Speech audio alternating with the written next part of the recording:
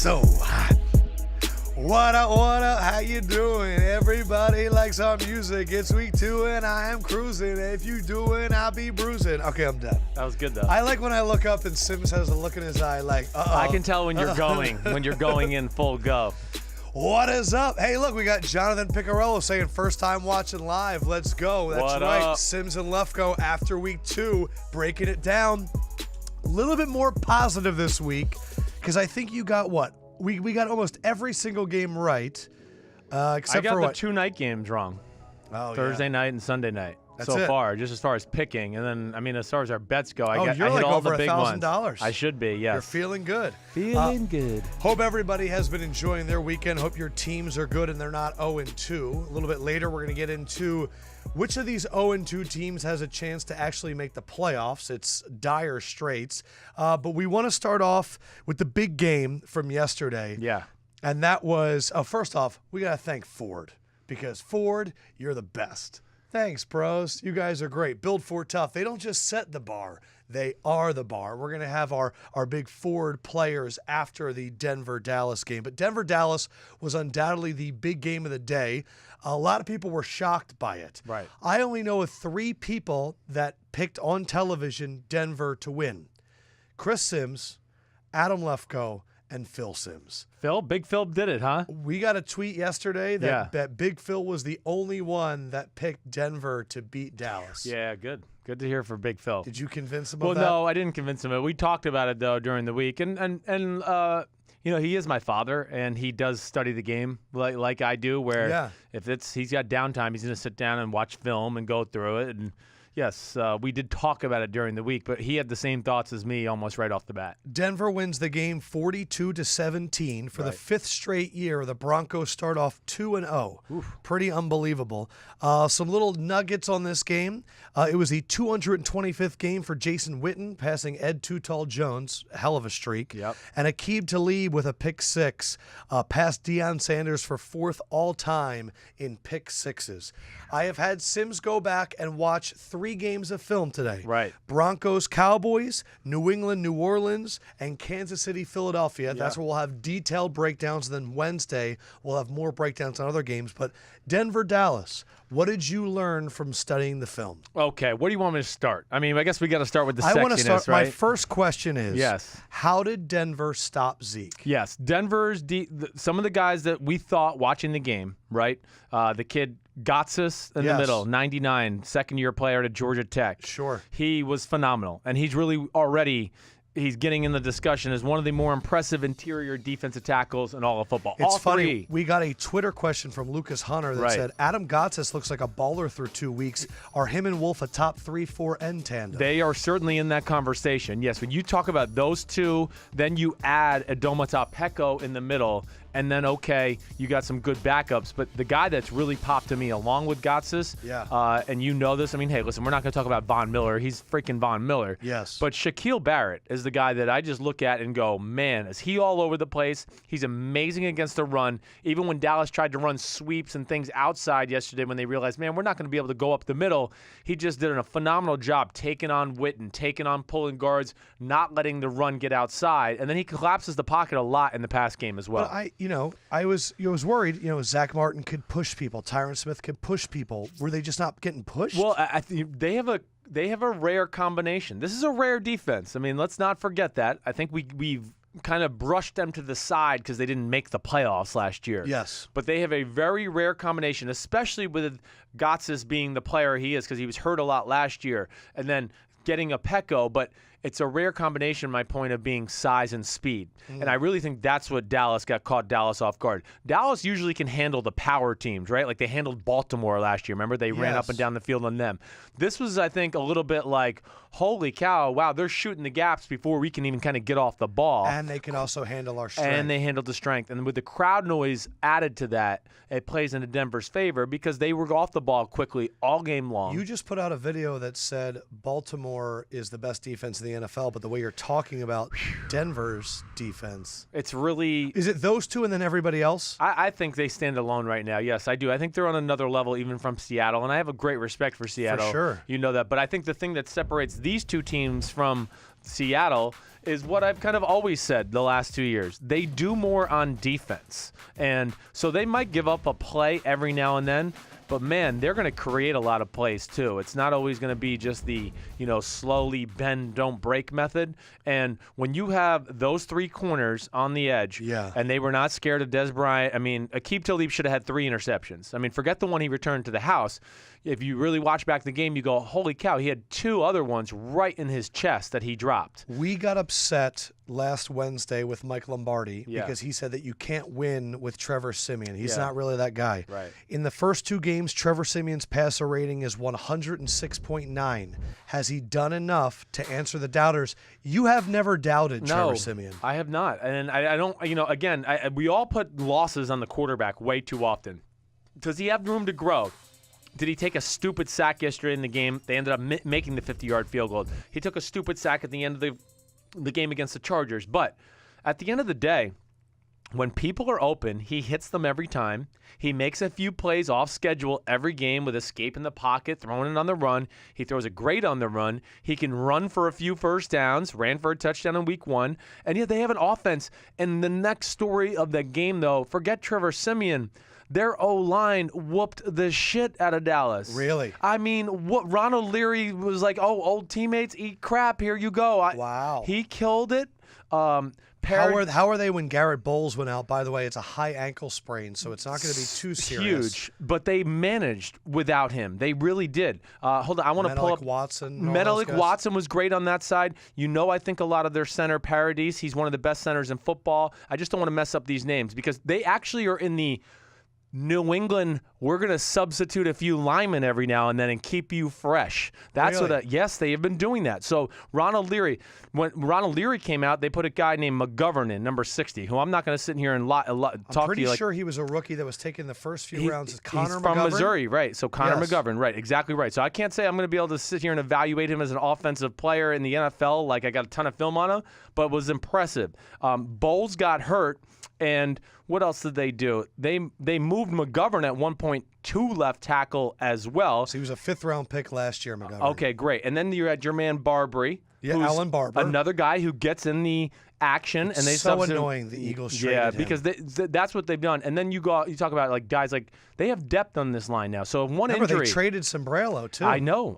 But they got Donald Stevenson. So you're super high on the Broncos right now. I'm super high on the Broncos. I'm super high on Mike McCoy. I think Mike McCoy, when he went to San Diego, he realized, you know what, I'm not enough of a jerk, and maybe I need to be a jerk. How can you tell if a coach is being a jerk by watching their team play? I can see, his reactions a few times when they're walking off the sideline. This is on the film. Yeah, just on film. Even on TV yesterday, I was going like, look at Mike. Mike's like fired off, pissed off, not just like, hey, great job, guys, great job. Which is what he always was. Right, now it's like, yeah. And then I read comments like today from his press conference, and he goes, we should have scored 50. And that tells me he has a different mindset. Wow. So I like those things. They got it going. How are the T.J. Ward replacements? Good. I knew you were going to go there. Simmons and Parks. Parks, yes. And Darian Stewart. Yeah. Now, listen, none of them are as physically gifted as T.J. Ward, excuse me. But they're all really good. And Simmons is a real good player. Simmons is very good in coverage. And for his skinny frame, what we would say in football is he knows how to shoot his gun, right? So when he sees it in the hole, he doesn't wait for the running back to come up and like run him over. Yeah. He just goes, I see a hole. I'm going to run in there and throw my body at his legs, and he shoots his gun. The big talking point also was Zeke being selfish on that play. Mm-hmm. Did you think he was selfish? The play in question is there was an interception on a slant. Yes. The guy was already behind him, and Zeke kind of stood there. Right. LaDainian Tomlinson taking a shot at Zeke, saying that it was a selfish act. Peter King saying that Jason Garrett needs to discipline him. Well, listen, would I have liked for him to turn around and run? Sure. Does this change my... First of all, there's no guarantees. He's not going to make the tackle. I'm sorry. It's just not going to happen. And number 2... this is your franchise. He's the best player on your team, period. It's not even close. So let's not start judging him or downgrading him because of his tackling skills now. And you know the point I made to you earlier, and I'm going to make it again. You know the last time I saw a really good running back trying to run down a guy after interceptions, his name was Terrell Davis on that same field. It was the old Mile High, running down. I think it was a Brian Greasy interception. And you know what? Somebody hit his leg, and his career was never the same. And he had to wait all those years because he only had 4 years in the NFL, and he finally got in the Hall of Fame. Good for him. But it ruined his career. So again, I don't give a damn. That's just a bullcrap story that has a picture of Ezekiel Elliott turning around, and people are trying to make something of it. I don't give a crap. Yeah, I agree with you completely. By the way, Garrett kind of blamed everything on Dak. How did Dak look? Well, Dak was okay. I mean, they have to find a way to, first of all, their offense is not special. Like when you watch them passing-wise, Denver was all over their stuff. Not only in man-to-man, Denver was smart. They didn't just go, we're going to play you man-to-man all game long and just live on an island. That's not going to work this day and age in the NFL. When they got to some third downs and some obvious passing situations, they did what I always say to do. I could tell they did great self-scouting, and they dropped people in areas where I know Dallas likes to throw the football. That's what you should do. Right, and so Prescott wasn't bad. He definitely wasn't his sharp self, but at the same time, it's hard to be a really good quarterback when you come out of the gates and you go, oh, we're going to run it, and then it's, oh, crap, we can't run it, and now they know we're going to pass the ball all the time. That's a tough thing to overcome. Matthew Harris brings up a great point, too. By the way, Shane Ray isn't back yet. I know. It's going to be unbelievable. It is. All right, let's do now. So we're clearly very impressed with the Broncos. Super happy that we're high on them. The AFC West, all three of those teams can win the Super Bowl. Unreal. And the Chargers could make the playoffs if they could figure out a way to get back. Yeah, you're right. There are some players that set the bar. There are other players that are the bar. These are our players that we believe from week 2 were absolutely phenomenal. Sims, you're going first, and you're starting with a little running back that you think it's time he's the guy. Unleash him. This is the guy. Chris Thompson, running back for the Washington Redskins, really been the most explosive player on their team through the first few weeks. Had unbelievable reception against the Eagles in week 1 where he broke a tackle and scored a touchdown. And then if you were watching the Rams game yesterday, listen, he's got phenomenal speed around the edge. He can hit the hole up the middle. He's like a Darren Sproles, but he's got more size than a Darren Sproles, and he's phenomenal in the pass game. And yes, I am one that thinks if you're the Washington Redskins, he's the guy. Make him the bell cow.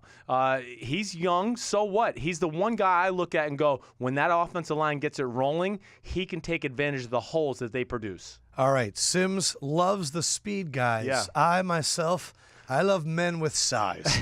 This man absolutely destroyed the Philadelphia Eagles yesterday, and his name is Chris Jones.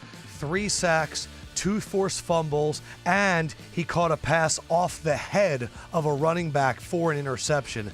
Chris Jones is one of these players, went in the second round a few years ago out of Mississippi State, and he's just been an absolute phenom. Yes. Ever since he's came in the NFL, he's allowed them to let go of the Don Terry pose, and they haven't missed a beat. Chris Jones in that game against Philadelphia, he didn't just set the bar, he was the bar. He was fantastic. Fantastic. This is the scary thing about Kansas City. He doesn't start. That's how deep they are. Now he comes in pretty quickly. He comes in after Benny Logan. Yeah, well, they put Benny Logan in. I can always mess up his name. 99. It's Nunez Roches. Yes, thank you very much for saving me there. With Alan Bailey, those are the 3 D linemen they start. But then they take Nunez Roches out pretty quick, and then they throw in your big guy Chris Jones. But yes, Chris Jones has a chance to be like your buddy in Philadelphia. Fletcher Cox. Yeah, he's a Fletcher Cox kind of like clone in my eyes. I'm a firm believer that as we talk about the NFL right now, there are so many teams with bad offensive lineman play. Yeah.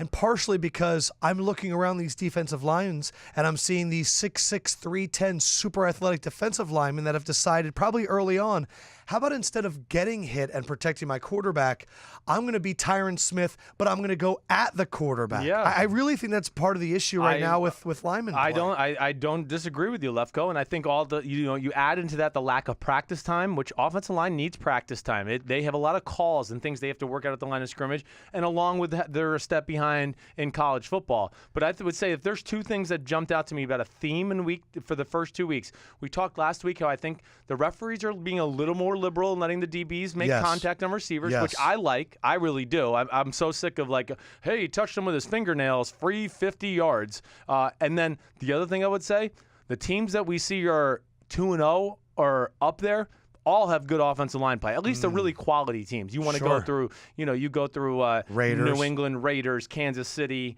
Denver now, the Cowboys, and the Atlanta Falcons to this point, yes. Cowboys are 1-1, but I know what you're saying. Yeah, gotcha. By the way, so Green Bay played Atlanta last night, 34-23 Atlanta. I regretted my Lefkoe lock immediately when I saw both starting tackles for Green Bay out, their number one receiver out, their number two receiver left at halftime, and their best defensive player was out in the first quarter, and I went, that was a dumb decision.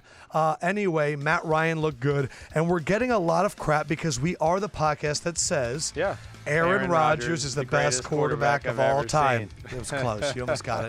Adam Lane hit us up in the comment section and said, let's guess. Bortles will be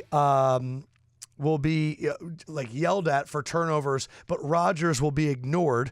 Pocket Integrity hit us up on Twitter and said, Matt Ryan 3, Aaron Rodgers 0 since 2016, outplayed him every single time. Sure. Aaron Rodgers, he broke the record last night for the fastest to 300 touchdowns with the least amount of interceptions. Yes. But people are still crapping on him. Well, I get it because, again, I don't want to be rude, but I just, at points like, I know what I'm talking about. I've seen offense my whole life. I've grown around the NFL, and what he's asked to do, Matt Ryan a lot of times just look at highlights. Look what Matt Ryan looks at the first guy, he's open and he throws it. Aaron Rodgers looks at the first guy, he's covered. Second guy, he's covered. Oh, do a cartwheel and then make something happen. Aaron Rodgers, that's what he's asked to do. Oh, and I checked the rules. Once again, they're allowed to have a run game in Green Bay, so it's all about Aaron Rodgers.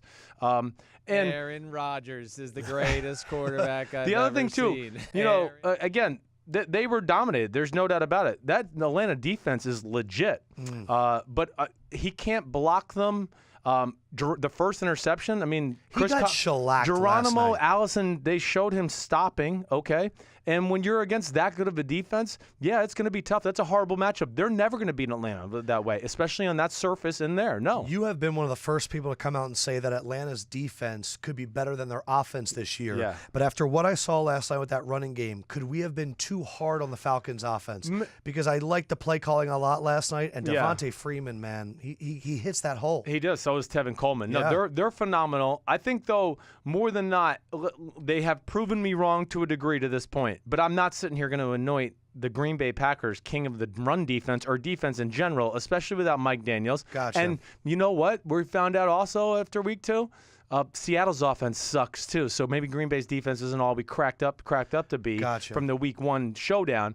But where are you right now with Atlanta's offense? Atlanta's offense has been better than I would have expected. I think the thing to watch out for when I go with Atlanta is just let's see how much inventory Sarkisian has, right? As so teams it starts start off strong. Right. How does it continue throughout the year? That's the one thing I'll be looking at. Is Atlanta the best team in the NFC? We still need to see Monday Night Football of Giants and Lions. I don't even care. I think it's yes right now. Wow. Yeah, I think right now if you look at the NFC, the Giants, the Cowboys won week 1. They didn't play great, but they won. And Atlanta, went into a tough environment in Chicago. Tough game. Defense made a big stand. Yeah, they've won 2-0, and they're still the NFC champions. Until proven otherwise, I'm going to give them the benefit of the doubt. They are the best team in the NFC. The AFC is clearly the better conference right now. You think that 6 of the top 7 teams are in the AFC? I do right now. Yes. I think if you go through the AFC West, those 3 teams there, and then you go Patriots, Steelers, and Ravens, I think the only NFC team you throw in the mix there with them right now on their level is Atlanta. Yeah, we're going to get to Minnesota in a little bit. But it would have been nice to see them with Sam Bradford. Yes, right. The other thing that happened last night, when it goes back to our podcast Wednesday, man, they played on turf, and boy, there was a lot of injuries last night. Right. Hey, we might have to get this in the Constitution. Yeah. That there should be one field surface that every team plays on the NFL. Because I'm just tired of seeing guys getting hurt because their feet are getting caught up in carpet. It is, and it's really hard on your lower body. I can't even. The first time I ever played on it, right? The first time this is like a field turf? Field turf, a true field turf. It was in Atlanta, and I think it was like maybe my second year in the NFL, and they had the field turf, and I remember going through the game and going, damn, I'm cramping in my calves and my shins. And I don't know why. All I've done is hand the ball off and drop back to pass. Why am I cramping? And that's what the big guys always complain about.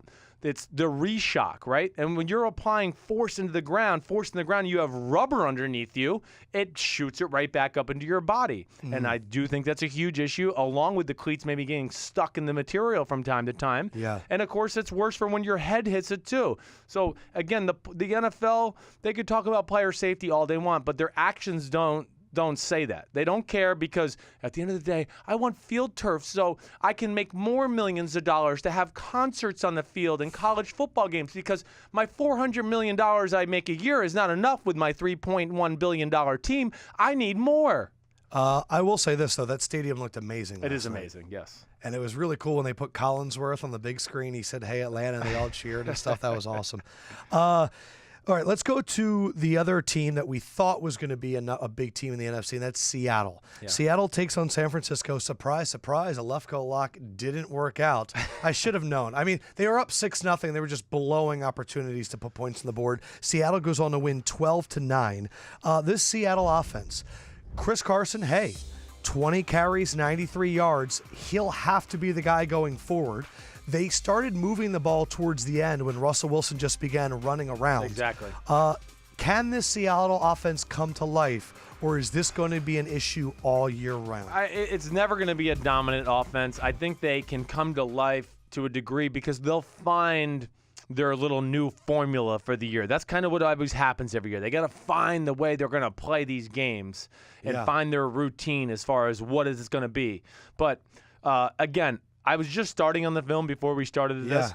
I mean, there's really no, from what I saw just through like the first quarter and a half on film, there's no magic there. The offense stinks. It's just like Green Bay. It's horrible. It's just like the Giants. It's horrible. And their O-line got their ass whooped by this San Francisco D front. The San Francisco went into Carolina, played a great game, or Carolina came to them, played great. Yeah. Is this San Francisco defense something? It is something because their front four has a great mixture of size and athleticism. They don't have really any great pass rushers other than the Aaron Lynch, right? And he only comes in. So it's Lynch, Solomon Thomas, DeForest Lynch Buckner, doesn't even and start Arik either. Armstead. So Solomon Thomas started this game. Okay. And then And what did you think of the top 5 pick? He's explosive as hell off the ball. He's a really good player. Like I said, I don't think I ever think he's going to be like a 15 sack a year type of guy, but he's always going to be in that 8 to 12 range when all said and done. But when they put him and Arik Armstead at defense end, and then Earl Mitchell and DeForest Buckner inside, it's a hell of a line. It is. It's big. It's size with athleticism and their ability to kind of go down the line of scrimmage and stop the inside-outside zone.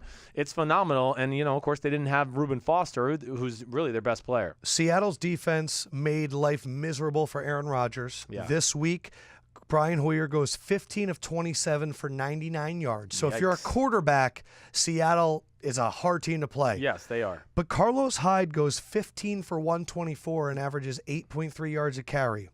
Your best friend, Kyle Shanahan, our favorite coach in the NFL, was this his offense's doing, or did Carlos Hyde just do it all himself? No, this is all. I mean, and Carlos Hyde looks phenomenal. I'm not taking it. This is what Kyle does. Kyle is phenomenal at stretching your defense out sideline to sideline, and then having little wrinkles off of it to expose your over-aggression to where now, okay, we've run the outside zone to the right, outside zone to the right, and he's noticing the backside linebackers pushing too far. Is he noticing it during the game? During the game, or he's had his eye on it during film all week to go, okay, this is coming. Let me just stay with this. And then they hit it in the backside. Offense is perfect for an aggressive defense like Seattle that will over-pursue if they see things that they recognize. Yes, it is. It will totally take advantage of that, and that's why he's had success against teams that are really aggressive on the defensive side of the ball throughout his whole career. But in this case, the problem is he has no great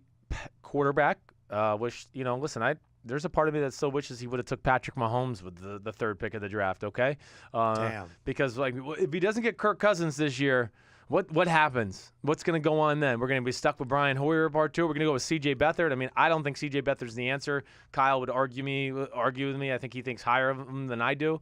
But, yes, they have a quarterback issue. Man, if there's only a way that you could talk to him and try and remind him of those things. Oh, no, NFL coaches, they're so welcoming to outside noise and talk. All right, so we're talking about a lot of teams right now that are trying to contend, but there is one team that is the number one team. They're still number one in your power rankings, Yes, the New England Patriots. they are. New England knocks off New Orleans 36-20, and they go out there, and Brady, for the first time in his career, throws 3 touchdowns in the first quarter. I feel like that must have happened That's before. crazy. I think it was I 3 don't even think I touchdowns and no realized that. interceptions. Right. Not only that, I saw some things yesterday that was magnificent. 14 seconds left in the first half. Tom Brady runs up in the middle of the field, gets tackled, and you looked at me and going, they're not getting this playoff, this field goal, because they had no timeouts. The Patriots do like a hockey line change in 14 seconds. The whole team runs off. The field goal runs on Gostkowski 1 step back, 1 step forward, kicked. That's how good they are at executing. It was magnificent. It really is, right? Then to watch Miami, watching the end of that game where the Chargers, their kicker runs on the field and they're trying to spike it. Right. And then Miami calls a timeout, and I go, none of you are ready for situational football. But the Patriots are incredible. Wait, that would have been the blunder of the day, first of all. I don't think people realize what happened there. They were totally flustered all over the place. And Phillip, Miami they have no timeouts. Yes. Phillip Rivers wants to spike the ball, but the kicking kickers unit ran on the field. And then Miami calls a timeout because reportedly Gase wanted enough time to get a kickoff in case it goes in. Oh. Which still, is not give me smart. a break. Right. Yeah, that was really bad. But let's go back to the Patriots. Yes. The Saints are now 0-8 in September since 2015. Drew Brees and Sean Payton. I want to go negative before we go positive with the Patriots because we all expected the Patriots to put up some numbers. Right. But Brees and Payton, they're getting stats at the end of the game, but how much falls on those guys? Okay, well, see, this is where's our comments right now? Is anybody commenting on Drew Brees' performance and how it's overrated? Because this is again, I get pegged as a Drew Brees hater, and I'm not. He's a first ballot Hall of Famer. He's a legend. Do I think he's overrated in people's eyes? Yes, I do. I think he's been an offense that just lends itself to numbers. It doesn't matter who's played quarterback for New Orleans in the Sean Payton era. Whoever comes in when Brees is hurt, they throw for 300 and something yards and touchdowns too. So that's where it drives me crazy because I guess they're New Orleans, and I guess he pleases the fantasy world every week, that no one ever holds them accountable to what they do. These stats are crazy. We went and broke down first half versus second half just of the first 2 games this season. In the second half of the first 2 games, he's thrown for 390 yards. In the first half combined, he's thrown for 257. That's about 125 yards a half. So he's kind of, padding those stats in the second half when the game is well out of reach because the game's been out of reach in both games thus far. In both games. And really, the Week 1 Monday night game, he really padded the stats big time against the Minnesota Vikings. James Agayer is saying it's the New Orleans defense. They give up those 3 passing touchdowns in the first quarter. Hey, they stink. There's no doubt about that. But at the same time, I just don't feel like everybody else held to that standard. Like when the Detroit Lions let up three touchdowns in the first half, no one goes, man. It somehow gets blamed on Matt Stafford still. It never talked about with the defense. And then the same thing last night with Green Bay and Atlanta. That's all I hear. It's Aaron Rodgers. It's Aaron Rodgers. So Brees, a really good football player, he leaves a lot of plays on the field at times. That's the one thing I'll say. Because of his lack of arm strength at this point of his age or his career, there's throws downfield that are there to be had, okay? And you go, ooh, the receiver's open. They're going to get a 25-yard completion. And because there's not a lot of juice on the ball, the DB gets back in the play and knocks it out just as it gets there. But again, Drew Brees is being paid like he's Matthew Stafford or Andrew Luck or Aaron Rodgers, and they does not make any plays to lend me to believe that he's worth that type of money. Gotcha. And that's would probably be my big issue. He's still really good. Don't get me wrong. John Cronin, don't worry. We're getting to the Raiders. We're going to get to every team. I promise. Let's do some quick hits because I know you watched the film. Yeah. Is Gronk healthy? Gronk looked a lot better this week, yes. But now he's not healthy because he hurt his groin. And that bothers me because I've had back problems, and groin and back are connected. And I would think there's something still wrong there. And yeah, he's very fragile. But, man, he was unbelievable. Their O-line was unbelievable. And the Saints, unbelievable. And the Saints' defensive game plan was stupid. That's all I can really say. Yeah, you wrote down in your notes, Yes. why are you matching up with the Patriots? They came out trying to play way too much man-to-man, which, I mean, come on. That's just not going to happen. Brady, Josh McDaniels, they're going to have a million plays to pick you and rub you, and the man-to-man's not going to work. And then you got to do something different to throw Tom Brady off. Like Kansas City did in week 1. He dropped back a few times. He's like, what the hell is this coverage? Yeah. Justin Houston's in the middle of the field playing safety at 10 yards deep. So they lined up in vanilla coverages to where Brady was like literally like, okay, I know this coverage. Blue 42 said hut. And he just sat back there and he waited for guys and buys time in the pocket and then makes the big time throws down the field. I mean, you can't say Breeze is in the class of Brady right now. So that's just one thing there. You said in the beginning of the season that the Saints could be a team that could be a really big playoff contender. Yep. They're now 0-2, and the percentage of teams that make the playoffs at 0-2, it's insane. Yeah. 88% of teams that start off 0-2 do not make the playoffs, and I'm curious, out of all the 0-2 teams right now, who you believe has the best chance to get it done. Let's take a look at the teams and see which one do you think is more reasonable. In the NFC, it is the Bears, Saints, and Niners.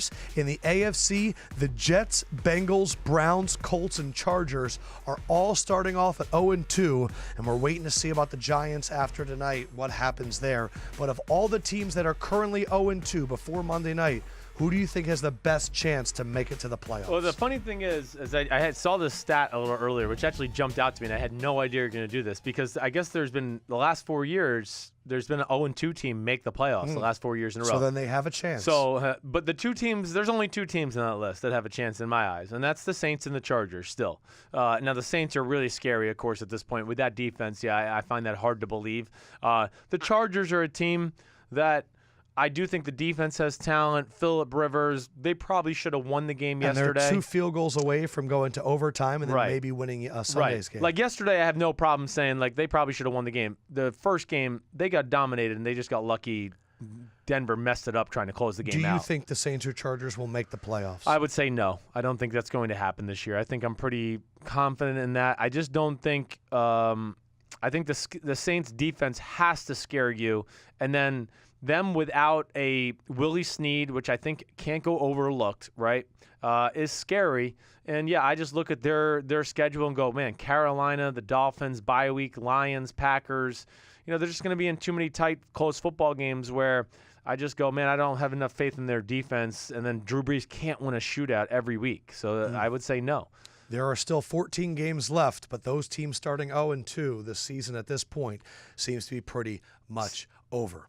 Let's get to, I think, the other game of the week before we get to Oakland and Pittsburgh and all that stuff. Kansas City, Philadelphia. Kansas City wins 27-20.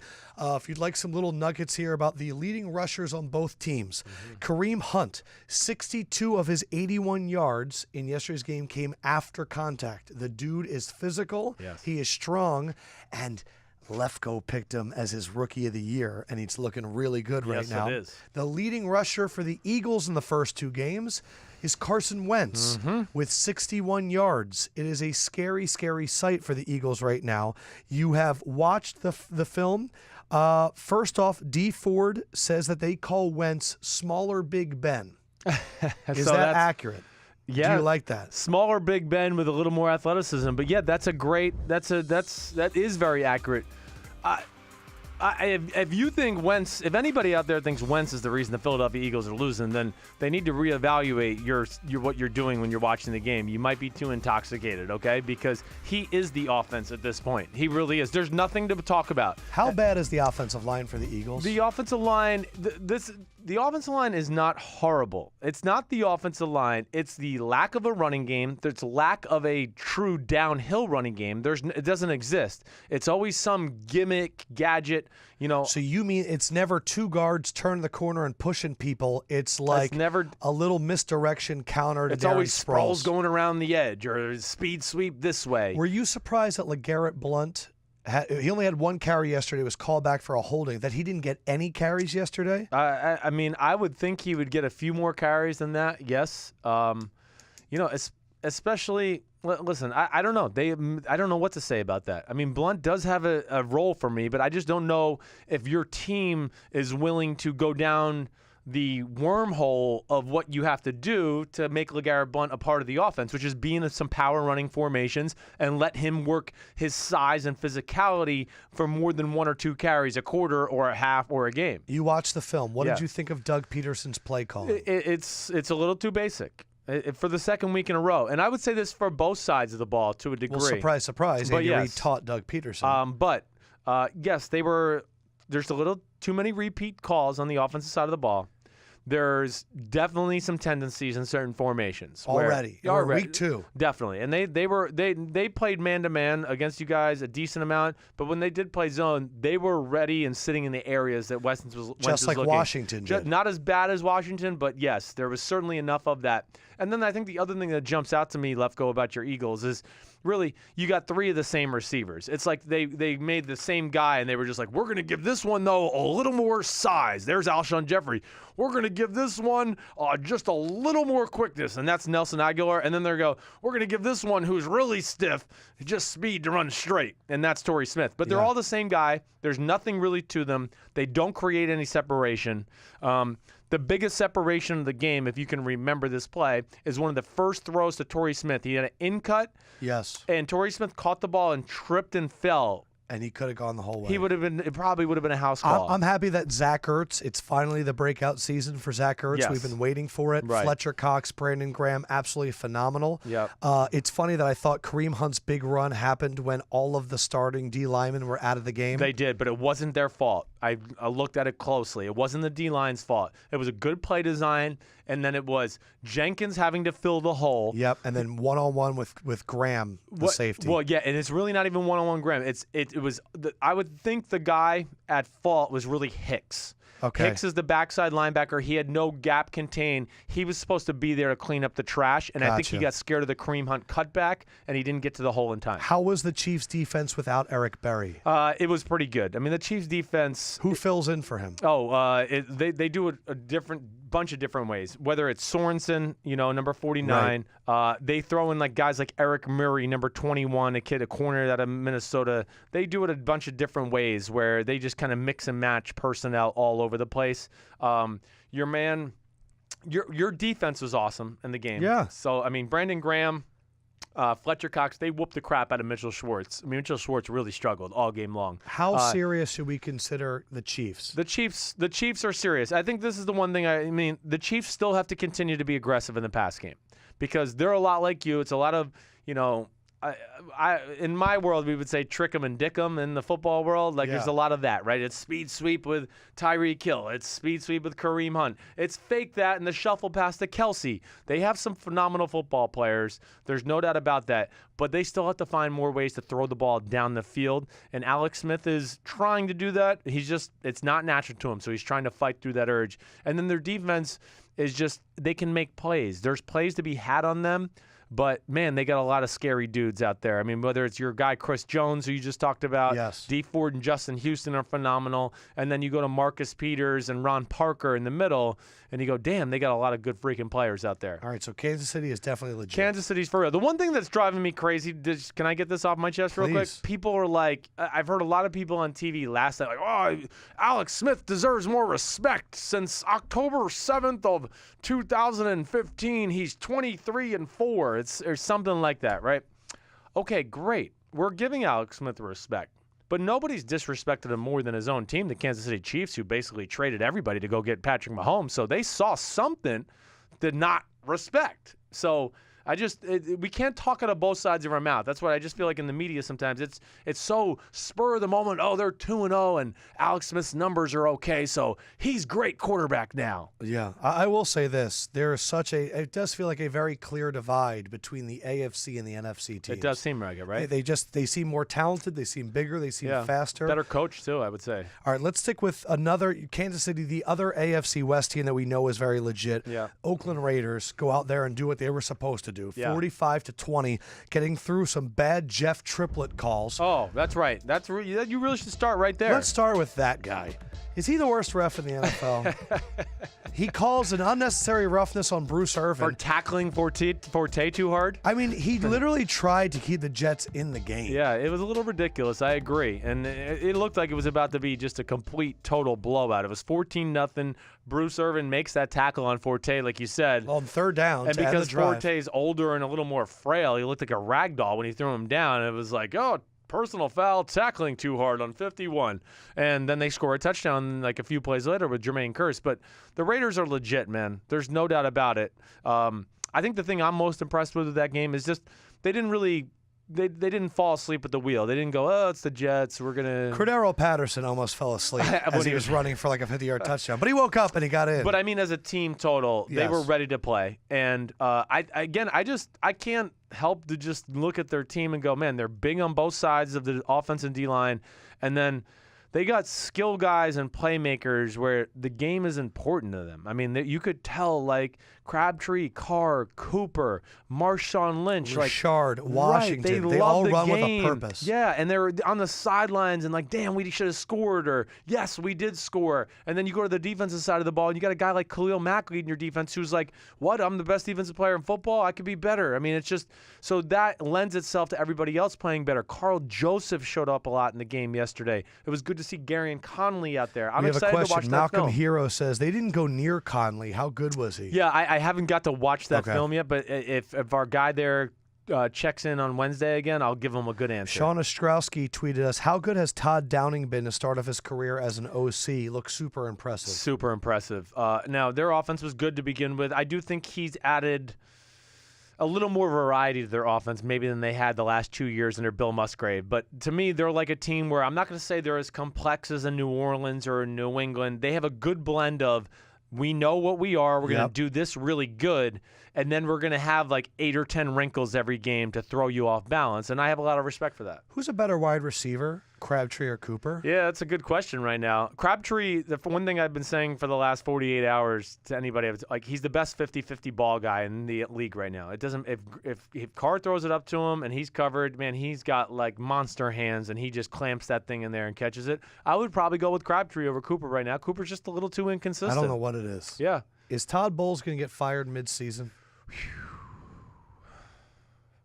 No. Okay. They'll hang in there. I mean, I really think Chuck Pagano is probably going to be the first guy to go, but maybe I'm wrong. I'm waiting for before I officially stamp my Lefkoe stamp of approval on the Raiders defense. I need to see them play a quarterback. Yeah, I get you. Because the Titans, we saw they pushed around Jacksonville yesterday. There was a lob up touchdown. That's my only question about the Raiders is how will they do when they're facing another quarterback? And they got one this week. So they got Kirk Cousins in D.C. with some passing weapons. So that'll be a good test. I'm not saying Kirk Cousins is, Brady or Rodgers. Better than McCown. He's better than anything they've played yet. All right, let's go to the other high-powered team in the AFC. That's Pittsburgh. They took on Minnesota. First of all, what the hell happened to Bradford? How did it go from a surprise questionable Wednesday where we looked at each other and went, I don't know, to he's not playing and he's stiff as a board and they could barely see the MRI through his scar tissue in his knee? Can we bet on Bradford the rest of the year? I would think so. I mean, it's the same knee he's had 2 ACLs on, so there's obviously a lot of scar tissue. I would guess, just in my football world, I'm not trying to make like a doctor's prognosis, but I'm guessing he has like fluid buildup in that knee, right? That's what happens to those guys. Is this an ongoing thing all year? He'll have to battle it all year. He's probably going to have to battle it the rest of his life, really. Man. But, just maybe a week. You hit it the wrong way on the turf. Somebody lands on your knee the wrong way with the back of their knee, whatever it may be. Yeah. And it can inflame those things to where all of a sudden, like a guy like Sam Bradford, who has probably arthritis in his knee to begin with, now he can't even bend it, and then he can't play. But that stunk that we didn't get to see him out there. Pittsburgh is 2-0, but they've beaten Deshaun Kaiser and Case Keenum. Yeah. How serious should I be taking this team right now? I think they're still they're in the cream of the crop of the NFL. Okay. I think when you just look at their defense, what they did in Cleveland, what they did from what I saw in that game yesterday, I mean, the front seven is legit. The secondary is definitely better than years past. And I think the big thing is the offense they're not even there yet. So they're a team that literally I just think is on an upward trajectory, and they're going to get better and better. Yeah, we're not going to see their defense tested for about 4 weeks. Their next 3 quarterbacks, they play Mike Glennon in Chicago, Joe Flacco in that Baltimore offense. The defense will give the offense a test, but I don't know if the Steelers' defense is going to get tested. Yes. And then Bortles in Jacksonville. Yeah. So that's and then a the Chiefs. schedule. The Chiefs are in Week 6, but that Baltimore Steelers matchup in 2 weeks is going to be a heck of a game. Yes, it will be. And then Martavis Bryant, it's good to see him back. It's great to see him back. It changes their offense. It does. It completely changes their offense. And I thought, like Le'Veon Bell, the stats weren't great, but I thought Le'Veon Bell looked better as an athlete in this week. So that tells me that he's getting comfortable and back in football shape. Let's go to Baltimore-Cleveland. Yeah.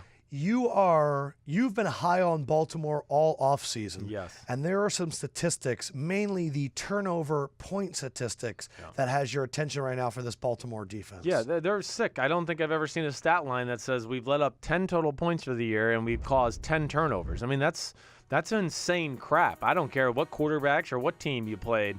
I don't care if you played Northwest South Louisiana University. That's still amazing. I mean, they have it all this year.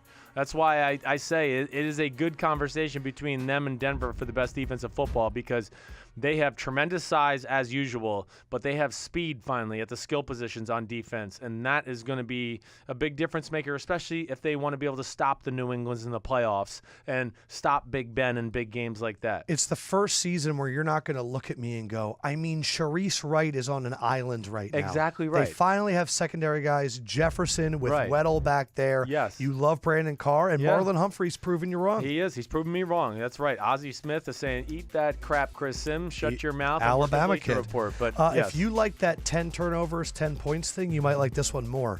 The Ravens defense has 8 interceptions. The Ravens wide receiver have 9 receptions.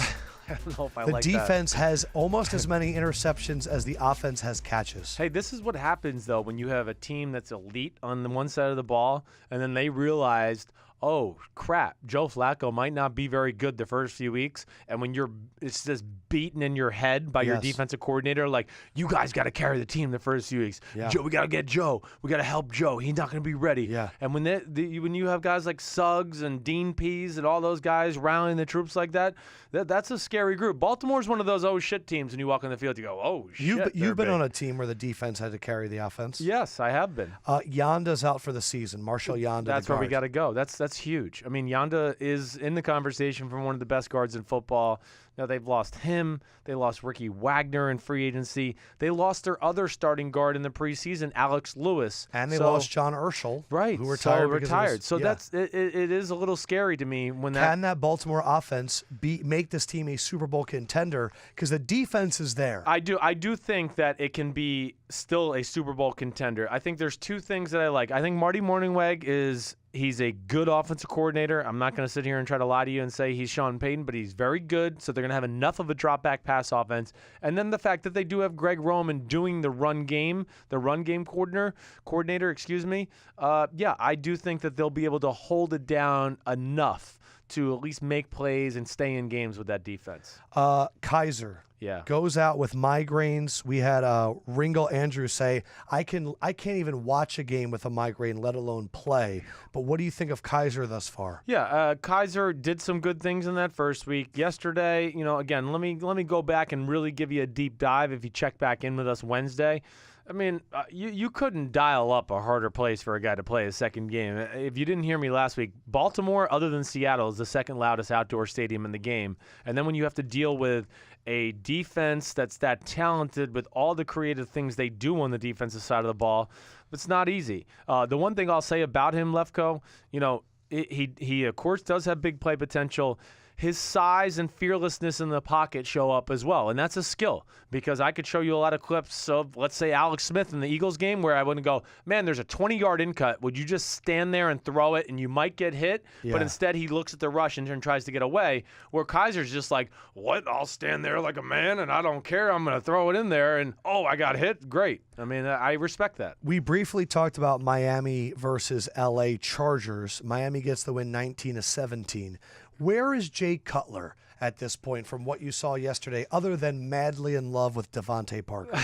I mean, he looked at Devontae Parker almost every play, and rightfully so. The kid's a freak. I mean, just again, I mean, Cutler looked pretty sharp yesterday. I didn't see anything to go, ooh, that's scary. Now, it hurt San Diego. They didn't have Jason Verrett, but like we talked about a little in the preseason, like Devontae Parker's, he's going to be in this top 10 AJ receiver. Green light. He is, right. That's a good way to put it. You're exactly right.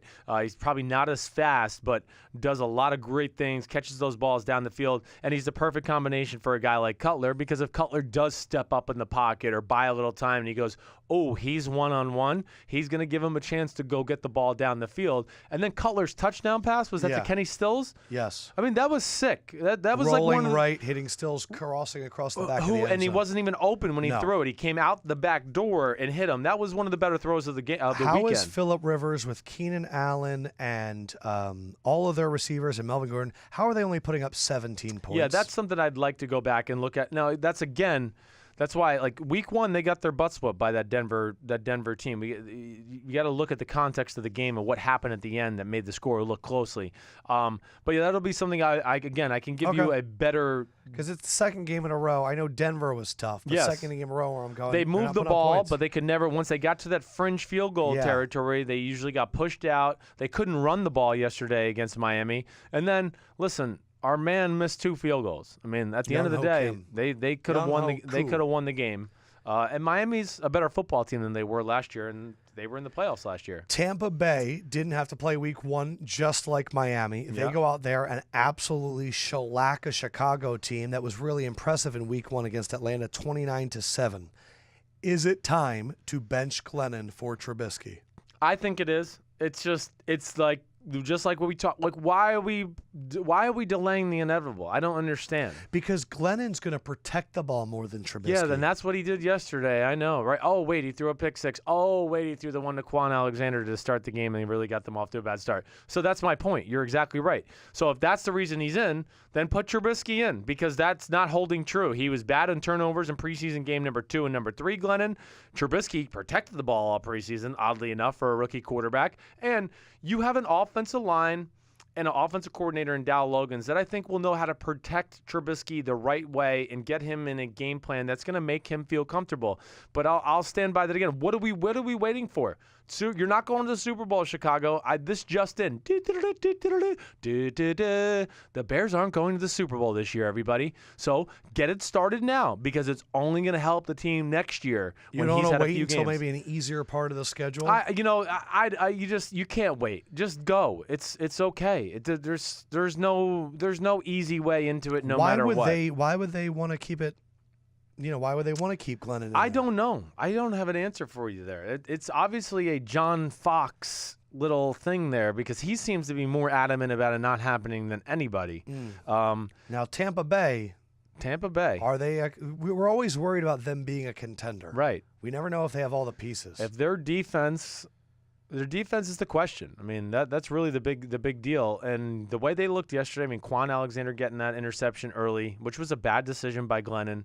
And then the big thing is we need to see consistency out of their pass rush, out of the Ayers, the Noah Spences of the world. We know Gerald McCoy and Quan Alexander and, Levante David are all awesome on the inside. But I'm not necessarily sold on that secondary either.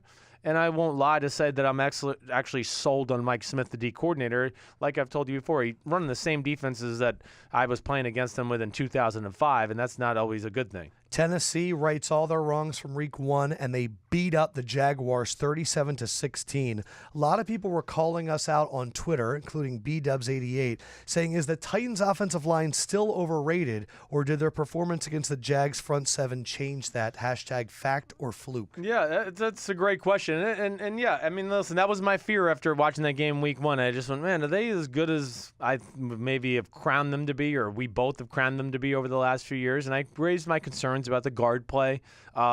They brought it. That was a physical game. In fact, I mean, we weren't like focused in on that, you and I, as we were watching that. But when I looked over there, they were awesome at stopping the run against Fournette. They made it like, okay, Blake Bortles, you're going to have to beat us. Yeah. And early on, it was a slugfest, and it did. It just looked like really Tennessee kind of wore them down eventually on that side of the ball.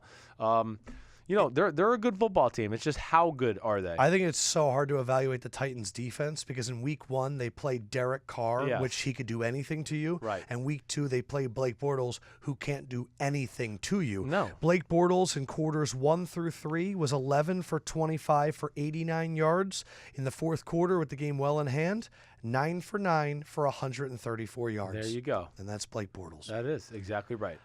Derrick Henry is a freaking animal. He's a freak. That needs to happen. I'm ready for Derrick Henry to play over DeMarco Murray. Yeah, they need to just make him the guy. It's officially time for my money too. I mean, when I watched it on TV, when I watched it on film last week, Derrick Henry's got one extra gear that DeMarco Murray does not. And I agree. And Derrick Henry's got sneaky power. Houston-Cincinnati, talking about questionable quarterback play. We're going to go back to Thursday night. Holy By the way, crap. download the Bleacher Report app. Just came on the app. Jalen Strong has been released by the Houston Texans. Wow. He has been somewhat of a headache for them, getting suspended for one game this year and all the other issues.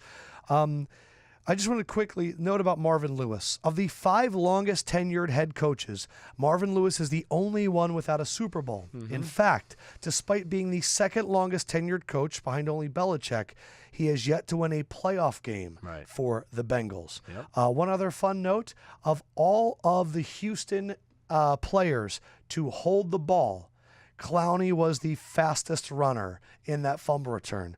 Watson was fastest at 17.78 miles per hour. Clowney was 17.98 miles per hour. That's how much of a freak Clowney is. And now it's not even as fast as he used to be because he's had surgeries on his knee and everything else. Go ahead. I was just going to say, there is now seemingly a quarterback controversy in Cincinnati. Some Bengals even saying that they want Kaepernick over Andy Dalton. For the longest time, Chris Sims, you have said, Andy Dalton, he's the guy. He's better than people say. Are you done with Andy Dalton as the starting quarterback there in Cincinnati? Yeah, I'm very close. I'm not going to say I'm done. This game, though, this week against the Green Bay Packers they got coming up, yes. There's a lot of things I can hit on here with Andy Dalton. First of all, I mean, the offense does stink. They got to find a way to do something to make a team go, oh, you do this well, and we have to stop that. And it would be nice if they could make A.J. Green that guy. I don't know what the hell they're paying him all that money for when he's the most talented guy in your offense. They don't do anything to make a team force their hand, right? Like when you play New England, you go, we better stop Gronk in the pass game or we're screwed. And when you overdo it, that's what opens up everything else. But how about Andy? Because you messaged me during that game and said he hasn't made a play yet. Has not made one play in any of the games. And you also said, look, it's been this way for the last few years. Yeah, the last you 2 don't years. need to see any more. I don't really need to see any more. I mean, he was very middle of the road at best when we were going through the years of playoffs, right, and getting to the playoffs. Right. There was always more to be wanted when you watched the film. You go, oh man, they won, but he missed A.J. Green twice down the middle of the open for the field. They should have blown that team out, and it was close because of Andy Dalton. There's things that bother me. First of all, like the leadership on Cincinnati. I can't watch Andy Dalton go 3 and out one more time and then walk off the field like everything's fine. Like, at what point do you start MFing people? I mean, I don't understand that. I've never seen a team so content with going 3 and out. So how many more games before you use the rope This and is it might it. be A.J. This Karen? is it, yes. So the Packers game is the game. A.J. McCarron, again, listen, I think he's got a little more something to him as a person, a little more, I don't know how to even phrase it, pizzazz. Gusto. Kahunas, right? Sure. Whatever. And I mean, when so this is it. This weekend's it. I think so because Andy Dalton's not talented enough for you to just sit here and keep justifying this. Just think about the 4th down play, right? The end of the game. Okay, he has Erickson on the slot out. Yes. He threw it 10 feet over his head. I mean, I'm just sorry. None of the top 20 quarterbacks in football would have done that. That's troubling. And then in a game, I got to rant in here for a second. I mean, Deshaun Watson made the biggest play of the game, so he outplayed Dalton from that standpoint. He made the most significant play. And then I got to get on their coaches. I mean, first of all, at some point, can we change? Why would you get in a physical slugfest with the Houston Texans? That's what they are. Bill O'Brien is like, what? You want to get in a bar fight and that determines who wins the game? Let's do it. I mean, that's what they are. That's what they pride themselves on. So why would you get in that game? At one point, do you go hurry up offense, spread them out, try to change the pace, try to make Houston and Deshaun Watson's offense have to play a game that they didn't want to play because they played with 7 offensive linemen. They had no tight ends. on the game. They had to bring up a guy from practice squad to be a tight end. So they would have 7 O-linemen, Braxton Miller to the right, DeAndre Hopkins to the left. And this is where Cincinnati's defense was stupid. All he did is throw to DeAndre Hopkins. When do you double team the guy and go, let me see if he can throw to somebody else or feels comfortable throwing to somebody else? I'm just very interested. It sounds like this weekend is it to see if Andy Dalton is still going to be the guy. I do. We'll find out. Yeah. Carolina Buffalo, an absolute slugfest that you made $300 on, which was pretty awesome. Bam. Cam looked healthy early on. Yeah. He was running, he was throwing. Greg Olsen, though, is going to be out 6 to 8 weeks, surgery on his foot. That's big. Carolina's defense has been fantastic thus far. So has Buffalo's. Yeah. Can Carolina now 2-0? This offense, though, has been very sluggish. I don't think Christian McCaffrey's been the stud that everyone's thought he would be. He just hasn't been able to break anything yet. Yeah. Can Carolina do this? They can. I don't think it's ever going to be real pretty for them. They have a great dose of medicine coming this week, the New Orleans Saints. So that'll get the offense going. all of a sudden will be clicking. But no, they're going to really hurt. That's going to hurt them that Greg Olsen is not there. He's the guy we Ed just Dixon's talked about. not the guy. Like we just talked about with Cincinnati. Like Carolina makes you go, no, you have to stop Greg Olsen or we're going to hit him every time. Or Cam's going to hit him right in the chest all game long. So they at least do that. That hurts from that standpoint. Yes, I did think Cam was better yesterday.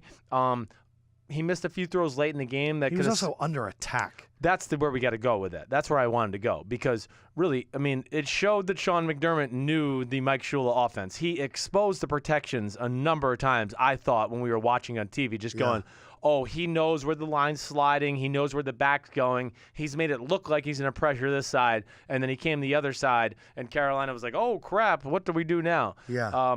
So it was good game planning that way. But, yeah, I think I'm encouraged by Carolina's defense, of course. They have not played any great offenses. But, man, that front seven is freaking awesome. And I'll also say this. I've been impressed with Sean McDermott's Buffalo team. Yes. They fight. Yes. You don't really have the guy in Tyrod Taylor, I don't think. But, man, that defense gets after people. They do. Washington, L.A. Rams. Washington holds on for a 27-20 win of a game that, had no feel. Yeah. It was like a 70-yard Chris Thompson touchdown, then like a 40-yard Gurley touchdown, but neither quarterback really played that well. Nope. Cousins, Goff, your evaluations just from what you saw. Yeah, just on TV. I mean, the thing I think I looked at Cousins, I don't feel like he made any shaky decisions, which was a little bit of the issue in week 1 and even in the preseason to a degree. It was good to see their run game get going. I mean, they got too talented of an offensive line with Bill Callahan as their offensive line coach to not have some success there to help their pass game out. I still think their pass game's a little bit of work in progress, but Terrell Pryor's been kind of he's not been all that, right? What about Goff?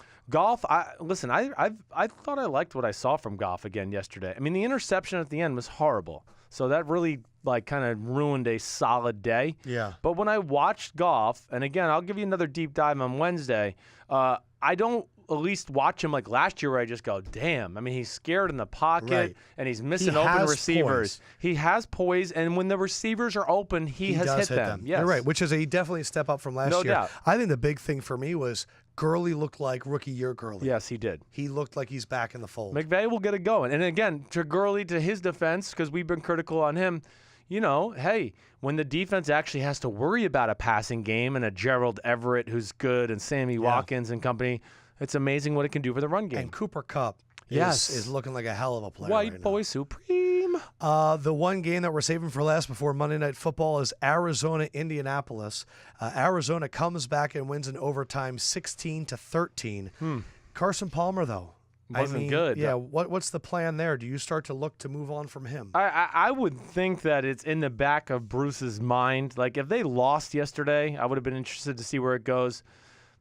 I can't sit here and lie to the people and say I watched much of that game yesterday. I'm sorry. That was the worst game on the schedule yesterday. I would have rather watched Jacksonville, Tennessee. I think it was a better game. That we did watch Jacksonville, Tennessee. I know. So it was better. But the one thing I'll just say from when we did catch it late, I mean, Palmer did make some big throws down the field. They're going to have to play through their defense this year. And it's going to be interesting to see, to me, if Bruce Arians can play that way because he wants to be aggressive offensively. But Carson Palmer, they need to just hope they Detroit can have some semblance of a run game. He needs to be really conservative with his decisions passing the ball and trust that Bruce is finally going to get some people open as the game goes along with his play calling. I love that. Isn't it Dallas, Arizona, Monday Night Football next week? I think you're right. Desperate Arizona team with I think the defense has been great. It has been. So that's the thing that people aren't paying attention to because Carson Palmer's been so bad. Yes, but the D was good against Detroit, and they looked good yesterday. And Jacoby Brissett's better than Scott Tolzien. I know that just from what I saw on TV. It's not even close. Right. All right, let's go to Monday Night Football. You guys will be listening to this after the game is over. So this is our opportunity to make a prediction and hopefully sound really smart. Right. Last week, who did we take? In this game? Monday Night Football. Oh, we got both wrong. No. We got the Chargers right. We got it right. And we got the Saints wrong. Yeah, I picked Denver to win 23-20. All right, so the line right now is Giants -5. Ooh. Right? That's too many for me. I'm going to make my pick, and then you tell me if I'm crazy. Okay. The visiting team in this series, in the last 10 times they faced, is 8-2 against the spread. Games in New York. The Giants have not scored 20 points in 6 regular season games. Oy. They're averaging not even 14 points a game, about 13.9, just over 200 yards a game of total offense. Eli Manning, it's been nothing. And that's with Odell Beckham Jr. in those games. Yeah, right. They beat the Lions 19-7, but that was right after Stafford hurt his hand. Finger, right. And I think it's going to come down to, as I know Giants fans fear, that offensive line and what I believe is a very unheralded front seven that I think is very good. You know about Ezekiel Ansah. You know about Haloti Ngata. I think Cornelius Washington. I think Zettel. I think You got to remember A'Shawn Robinson. A'Shawn Robinson's been an absolute stud. Yes. And then I think floating behind them is Jared Davis, who I think has been a really good player. He has. For the Lions just out of nowhere. I think the Lions will create a lot of pressure. I think the Lions win this game straight up because I think that the Giants' offense stinks whether or not they have Odell. You're still going to rely on Odell making a guy miss to get it done. You're going to hope he beats Darius Slay. That's what you're going to hope. I just think this is going to be a very low-scoring game because the Lions, I think, go a little bit side to side with their offense, and the Giants are not going to miss the opportunity to make tackles. It's going to really come down to Golden Tate and Galladay to get it done. But I see the Lions winning this game 20-17, maybe a 17-13 game. I don't even know if the Giants get up to 17. It could be that. Yes, I'm with you. I mean, it's the better quarterback, the better coach, the better offensive line, and then defensively, the Giants have a better defense. But I think the Lions have a good defense too. They do. You're right. So the Giants' strengths don't necessarily cancel out some of the weaknesses of the Detroit Lions. This is the one thing I'll just throw out there from my personal experience. It is the Giants' home opener. It is Monday Night Football, and the Giants are going to be desperate. They really are. I mean, I know it sounds weird to say desperate in week 2, but they're going to realize, like, damn, we go 0-2. That's trouble. And maybe they are the team that goes 0-2 this year and can maybe make it in the playoffs because nobody looks like they're going to run away with the NFC East in general. The over-under is 41. Ooh, yeah. I know on our pick thing, I have picked Detroit to win 20-16. I'm going to stand by that. I am scared of it. I don't think I put a ton of money. I think I bet $100 on our thing. But I think with the improved offensive line of Detroit, and then you're right, Detroit's defense is unheralded. It's better than people realize. They're big up front. They're not going to be overpowered by the Giants, and they might collapse the pocket on Eli. I'm going with the Detroit Lions. Galladay is a difference maker for them. Galladay with the other receivers and Amir Abdul and everybody, this is going to give one more weapon. The Giants are going to be like, damn, we didn't have to worry about this guy last year when we played Detroit. Now they got to deal with, like you said, a healthy Matthew Stafford and a Galladay. I'm going with Lions. The only thing that really scares about picking the Lions is they're not going to be able to get a running game going at all tonight. Probably not. Amir Abdullah, Theo Riddick, they're not doing anything.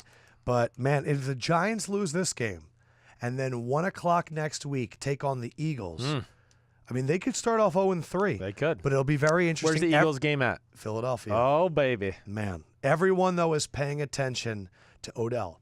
If Odell plays, the Giants have a chance. Yes. If Odell doesn't play tonight, I'm giving the Giants zero chance. They might have to win like 13-10 if he doesn't play tonight. That might have to be that. Their defense might have to play that good. And I just expect Matt Stafford to have a much better game than last year with a messed up hand. Yes, I don't.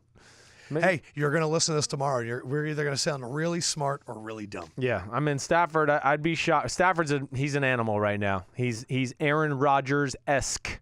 I mean, as far as making plays that are not drawn up on the playbook, he can just make it happen. They're going to have their hands full stopping him. That is our Week 2 in review. On Wednesday, coming out Thursday, we're going to have our Deep Dive podcast. We have some new submissions to the Sims and Lefkoe Constitution. Our guy has gone out and rewritten some stuff. I have an amazing story about what happened to me at the Jay-Z concert on Friday night that you don't even know about what happened. Right. Very excited to share that. I got to tell you about my cat, too. How about that? How about that for a tease? Jay-Z and a cat. Yeah. And then coming up later this week, again, our Week 3 predictions with money. We made you guys a lot of money this week. Money, money, money. And I'm feeling confident that will continue. Sims and Lefkoe, thank you guys so much. For Sims, peace out, homies. Josh would say good evening, good night. I'm Lefkoe. Peace out, y'all. We love you, and we will join you a little bit later in the week.